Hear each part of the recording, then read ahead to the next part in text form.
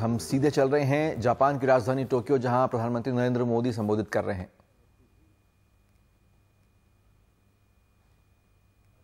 Priority दी है policy driven state government चलाने की।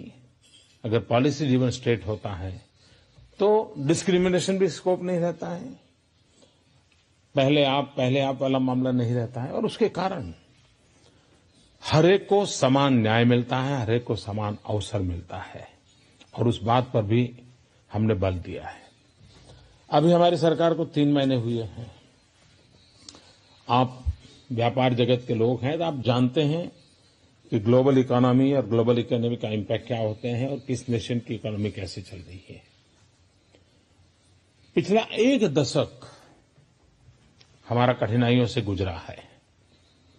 मैं उसके विवाद में जाने के लिए इस फोरम का उपयोग करना नहीं चाहता हूं, लेकिन पहले ही क्वार्टर में 5.7% के ग्रोथ के साथ हमने एक बहुत बड़ा जंप लगाया है, और इसने एक बहुत बड़ा विश्वास पैदा किया है, क्योंकि हम 4.4, 4.5, 4.6 के आसपास लुढ़कते रहते थे और एक निराशा का माहौल था। उससे बहुत बड़ा बदलाव आया है। और आप जानते हैं, गो नो गो ये एक ऐसी स्थिति होती है कि जो किसी को भी डिसीजन लेने के लिए उलझन में डाल देती है। जब जनता का क्लियर कट मैंडेट होता है, और एक खुशनसीबी है जापान और भारत के बीच कि जापान में भी बहुत अरसे के बाद एक स्पष्ट बहुमत के साथ, पीपल्स मैंडेट के साथ एक स्टेबल गवर्नमेंट आई है। लोअर हाउस, अपर हाउस दोनों में एक स्टेबल गवर्नमेंट आई है। भारत में भी करीब 30 साल के बाद एक पार्टी की पूर्ण बहुमत की सरकार आई है, और पूर्ण बहुमत की सरकार आने के कारण 2 चीजें साफ बनती हैं। एक, हमारी अकाउंटेबिलिटी और ज्यादा बढ़ जाती है, हमारी रिस्पांसिबिलिटी और ज्यादा बढ़ जाती है, और ये 2 चीजें ऐसी हैं जो हमें काम करने के लिए जिम्मेवारी भी बढ़ाती है, प्रेरणा भी देती है, गति भी देती है। और ये एक जो पॉलिटिकल स्टेबिलिटी की सिचुएशन दोनों कंट्री में खड़ी हुई है, वो आने वाले दिनों में बहुत बड़ी उपकारक होने वाली है, ये मैं साफ मानता हूं। मैं और एक विषय पे जाना चाहता हूं। आप जानते हैं, भारत दुनिया का सबसे युवा देश है। 65% पॉपुलेशन बिलो 30 एज ग्रुप की है, और 2020 में पूरे विश्व को जो वर्कफोर्स की जरूरत है, अभी से मैपिंग करके द ग्लोबल वर्कफोर्स की जो रिक्वायरमेंट है, उसकी पूर्ति करने के लिए हम स्किल डेवलपमेंट पे बल देना चाहते हैं, ताकि 2020 में हम ग्लोबल वर्कफोर्स की रिक्वायरमेंट को मीट विथ करने में भारत बहुत बड़ी भूमिका निभा सकता है। लेकिन हम स्किल डेवलपमेंट जापान की तर्ज पे करना चाहते हैं, जहां quality, zero defect, efficiency, discipline, इन सारे विषयों में हम कोई कमी न बरतें। और मैं मानता हूं जापान हमें इसमें बहुत बड़ी मदद कर सकता है। मैं जापान के गवर्नमेंट के जिन लोगों से मैं मिल रहा हूं, मैं इनसे ये बात कर रहा हूं कि मुझे उस स्किल डेवलपमेंट के लेवल पे जाना है जो हम ग्लोबल रिक्वायरमेंट के अनुसार करें। हम ग्लोबल रिक्वायरमेंट का मैपिंग भी करना चाहते हैं, और अकॉर्डिंग टू दैट हम लोग हमारे यहां स्किल डेवलपमेंट पे फोकस करना चाहते हैं। उसी प्रकार से जापान के साथ मिलकर के हम रिसर्च के क्षेत्र में आगे बढ़ना चाहते हैं। मानव स्वभाव ऐसा है कि निरंतर रिसर्च अनिवार्य होती है। There is not end of the road. Research के क्षेत्र में। और ये अगर करना है तो दुनिया में इस प्रकार की जो इंटेलेक्चुअल प्रॉपर्टी है उसको आगे बढ़ाने में कौन कितना मदद कर सकता है। भारत इस प्रवाह में जुड़ना चाहता है, वहां भी एक बहुत बड़ा स्कोप है। 125 करोड़ की जनसंख्या, वहां भी एक अर्ज पैदा हुई है। वे भी अपनी क्वालिटी ऑफ लाइफ में चेंज चाहते हैं। जब 125 करोड़ लोग क्वालिटी ऑफ लाइफ में चेंज चाहते, ये अर्ज भीतर से उठती हैं, तो हम कल्पना कर सकते हैं कि रिक्वायरमेंट भी कितनी बड़ी होगी। अगर हम एक एनर्जी सेक्टर ले लें, आज क्लीन एनर्जी ये हमारी सबसे बड़ी रिक्वायरमेंट है, क्योंकि हम कोई हाइड्रोकार्बन रिच कंट्री नहीं है और हम प्रकृति से एक्सप्लॉयटेशन ऑफ नेचर में विश्वास नहीं करते हैं। हम एनवायरनमेंट फ्रेंडली डेवलपमेंट में विश्वास करते हैं और इसलिए हमारे लिए बहुत जरूरी है कि हम क्लीन एनर्जी के क्षेत्र में, और उसमें जापान से हम जितना ज्यादा सहयोग कर सकते हैं, जितना जापान का सहयोग हमें मिलेगा, हम ग्लोबली बहुत बड़ी सेवा कर सकते हैं। क्योंकि 125 करोड़ देशवासियों का एनर्जी कंजम्पशन की तुलना में उनकी क्लीन एनर्जी से ग्लोबल वार्मिंग को बचाने में भी उनकी मदद होना बहुत स्वाभाविक है। हम इंफ्रास्ट्रक्चर के क्षेत्र में अभी बजट में हमने काफी इनिशिएटिव लिए हैं। रेलवे में हमने 100% एफडीआई के लिए बहुत हिम्मतपूर्वक निर्णय किया है। डिफेंस ने हमने 49% का बहुत बड़ा महत्वपूर्ण निर्णय किया है। इंफ्रास्ट्रक्चर क्षेत्र में हमने 100% एफडीआई की बात कही है। और इसके लिए आवश्यक जो भी कानूनी व्यवस्थाओं में परिवर्तन लाना होगा, जो भी नियमों में परिवर्तन लाना होगा, एक के बाद एक हम कर रहे हैं और मैं मानता हूं इसका लाभ भी आने वाले दिनों में मिलने वाला है। मैं चाहता हूं, अगर आप गुजरात एक्सपीरियंस को एक अपना पैरामीटर मानते हैं, तो मैं आपसे आग्रह करूंगा कि आने वाले दिनों में भारत में भी आपको वही रिस्पांस, वही सुविधाएं, वही गति और वही परिणामकारी स्थितियां मिलेगी। ये मैं जापान के सभी उद्योग जगत के मित्रों को विश्वास दिलाने के लिए आया हूं। मैं ये भी मानता हूं कि भारत और जापान में आर्थिक संबंधों का बनना, वो क्या हमारी बैलेंस शीट में इजाफा करने के लिए है, क्या हमारा बैंक बैलेंस बढ़े इसके लिए है, या हमारी कंपनी का बड़ा वॉल्यूम है इसलिए हमारी ऊंचाई बढ़े, ये है। मैं मानता हूं भारत और जापान का संबंध इससे भी कहीं ज्यादा और है। इस बात में न आप में से किसी को शंका है, न मुझे कोई शक है और न ही ग्लोबल कम्युनिटी को शक है कि 21वीं सदी एशिया की सदी है। ये सारी दुनिया मानती है और उसमें कोई दुविधा नहीं है। 21वीं सदी एशिया की है, ये सारी दुनिया मानती है। लेकिन मेरे मन में सवाल दूसरा है, और सवाल ये है कि 21वीं सदी एशिया की हो, लेकिन 21वीं सदी कैसी हो, किसकी हो, इसका तो जवाब मिल चुका है।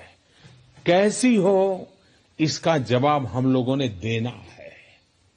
और मैं ये मानता हूं कि 21वीं सदी कैसी हो, ये उस बात पर निर्भर करता है कि भारत और जापान के संबंध कितने गहरे बनते हैं, कितने प्रोग्रेसिव हैं, पीस एंड प्रोग्रेस के लिए कितना कमिटमेंट है, और भारत और जापान के संबंध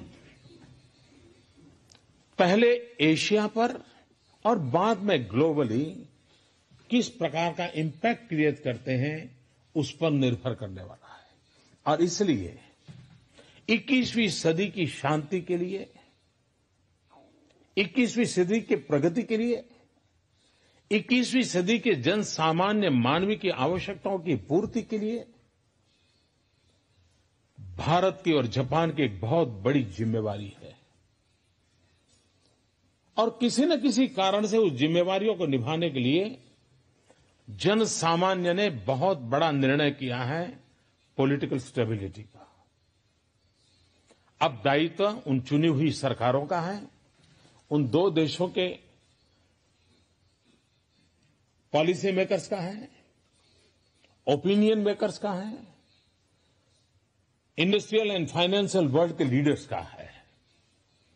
ये अगर हम कर पाते हैं तो हम आने वाले दिनों में किस प्रकार से विश्व को जाना है उसका रास्ता तय कर सकते हैं। दुनिया दो धाराओं में बटी हुई है।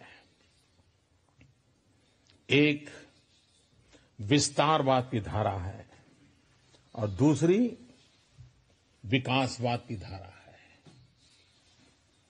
हमने तय करना है विश्व को विस्तारवाद की चुंगाल में फंसने देना है या विश्व को विकासवाद के मार्ग पर जाकर के नई ऊंचाइयों को पाने के लिए अवसर पैदा करना है। जो बुद्ध के रास्ते पर चलते हैं, जो विकासवाद में विश्वास करते हैं, वो शांति और प्रगति की गारंटी लेकर के आते हैं। लेकिन आज हम चारों तरफ देख रहे हैं 18वीं शताब्दी की जो स्थिति थी वो विस्तारवाद नजर आ रहा है। किसी देश में एंक्रोचमेंट करना, कहीं समुद्र में घुस जाना, कभी किसी देश के अंदर जाके कब्जा करना, इन चीजों की प्रवृत्ति चल रही है।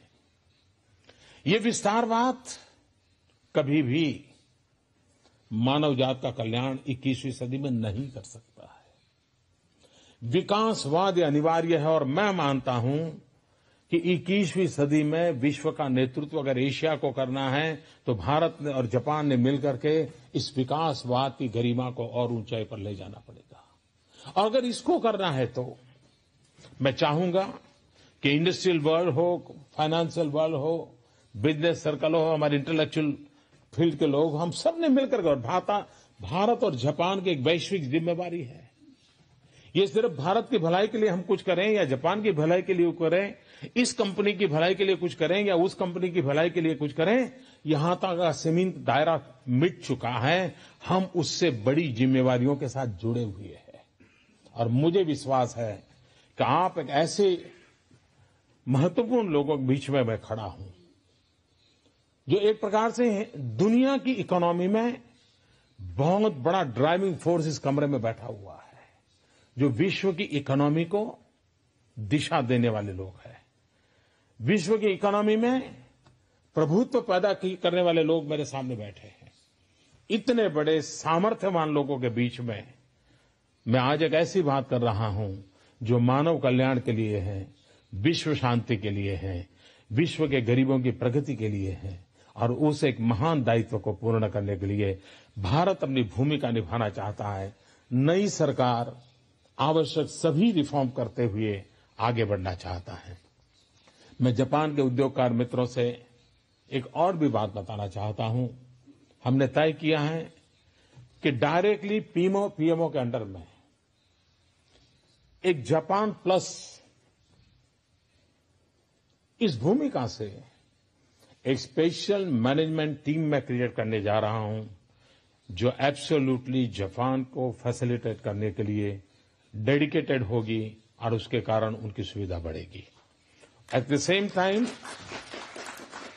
सेम टाइम हमारे यहां जो इंडस्ट्रियल कामों को देखने वाली जो टीम है उसके साथ हमारी टीम में मैं जापान जो दो लोगों को पसंद करे उस टीम में मैं जोड़ना चाहता हूं, जो परमानेंट उसके साथ बैठेंगे, जो आपकी बातों को बहुत आसानी से समझ पाएंगे और वो हमारी निर्णय प्रक्रिया के हिस्से होंगे।